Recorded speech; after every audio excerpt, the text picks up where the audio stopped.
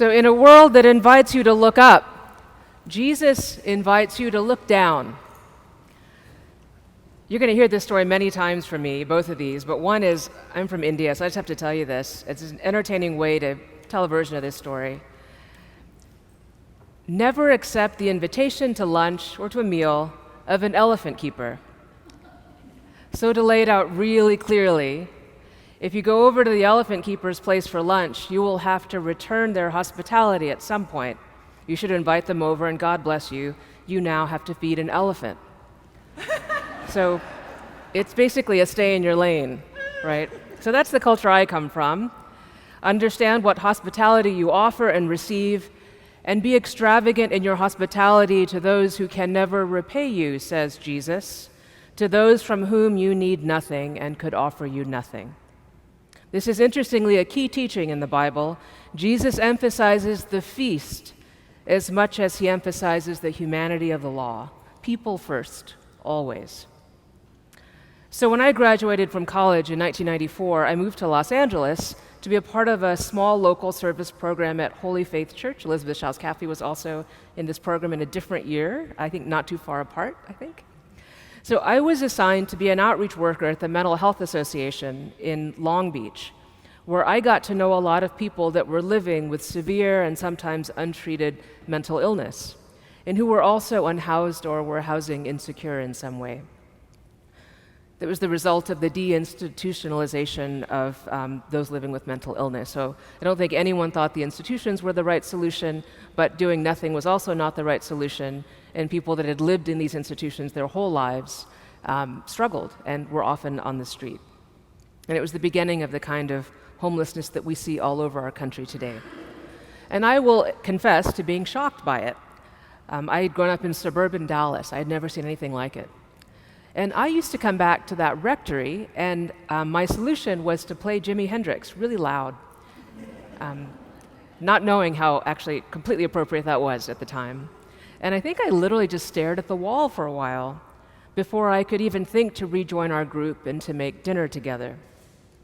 I think all of us did something like that because of the traumatic experiences of our day. How could it be that we would sleep inside and eat a warm and tasty meal and laugh while we prepared it, when our friends were outside, vulnerable and so sick and in need of help? I can remember praying to see them the next day and learning to pray that they might have what they wanted and not what I wanted for them. For God's will to be done, because I did not know what else to pray for. And really, everything we did, everything, all day, was so inadequate. All we did was open the doors, serve the coffee, sit with one another, and try to break through enough in our regular daily relationship that they might let us help with getting their Social Security insurance or filling out the form for Section 8 or help a check stretch to the end of the month or get a service that might help a little bit.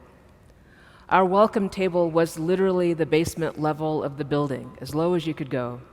The part of the building that I couldn't eat in for weeks for the smell of our friends. Upstairs was the work training site, the cafe, and even higher up, the very good Dr. Mark, who compared mental illness to having diabetes, a physical reality in a body that needed some help to function and nothing more. So to be super clear, I didn't know anything about what to do around mental health crises. I had studied religion. And we're hearing a lot about what we all studied in college and what value that has this week. But there I was, charged with setting a table of welcome for my neighbors, the kind from the end of the verses that we just heard. And let's again be super clear. It was not the same as setting up a table or arranging a dinner for the bishop or for my friends or for our congregation. That's actually quite easy. You buy the food, you might call your mother, maybe you read a recipe book. And even if you're worried it might not turn out exactly as you want, maybe it'll be too spicy, we all know how to set a decent table and make conversation for a few hours. We did that weekly at our house. In Long Beach, I sat on a bench with strangers, and nothing I knew could save them. I could not save them. I could not even keep them safe or clean.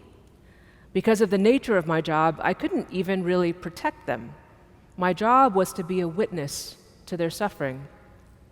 The Bible says today to do that. Invite those with great need to sit at your table. Provide your hospitality to them, church. Jesus says, as he is receiving the hospitality of a Pharisee himself, maybe Jesus was describing himself and his followers in that story as the ones who could never return the favor. Jesus says, when you have a dinner, choose with great intention who you would wish to entertain. It's an interesting proposition. I don't know about you, but when I want to make a dinner and fill a table, I'm usually thinking more about who I'd like to have over first, who I want to see or who I miss, or who do I owe a meal to, do I want to give back? The point is not simply to have a dinner, but Jesus flips it on its head and changes the underlying assumption. Jesus assumes you have some hospitality in you, some generosity, and you get to decide who to share it with. Isn't that something?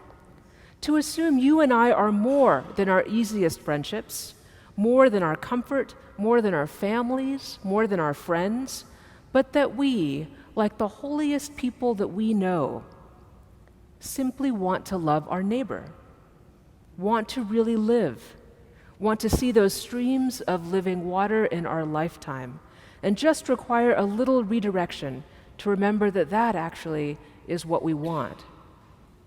So I spent the last week at the Chautauqua Institution in New York, and it's basically a big campsite for adults, heavily programmed with speakers and artists, really Christian nerd adults is really what it's for. It's like grown-up camp on Lake Chautauqua in the Finger Lakes. And folk music was the theme, so lucky me, right? The Punch Brothers, the Avett Brothers, Rhiannon Giddens, Emmylou Harris, Mary Chapin Carpenter played every evening, shockingly good.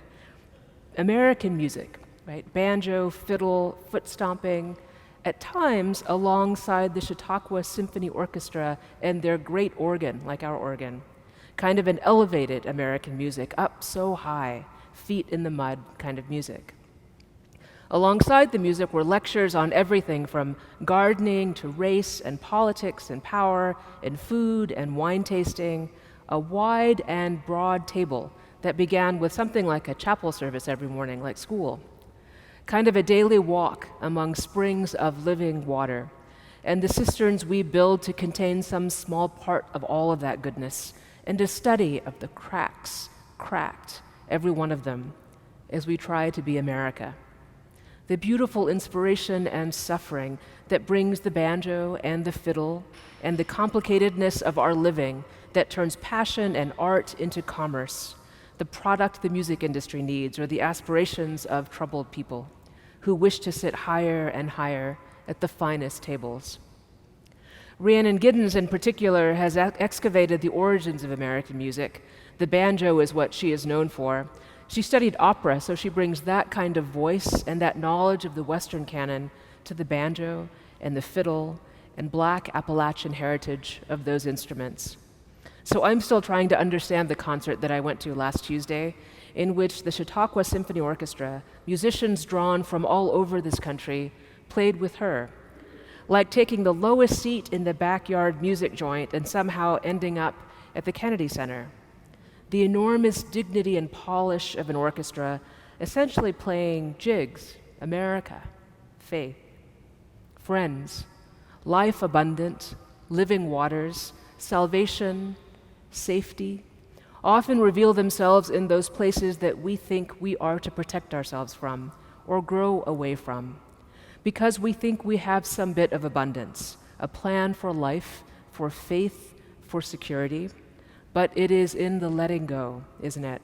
In walking right into the lack and the suffering, in sitting down in the low place, in offering up our utterly inadequate friendship, the music of our hearts, an outstretched hand, that it may feel that the heavens open and our lowly offerings can become a welcome table. So when you are hungry, friends, look low, not high, where God has set a table for you with new companions, more complex and beautiful than you would think to ask or imagine. Living waters, soul food, a taste of heaven.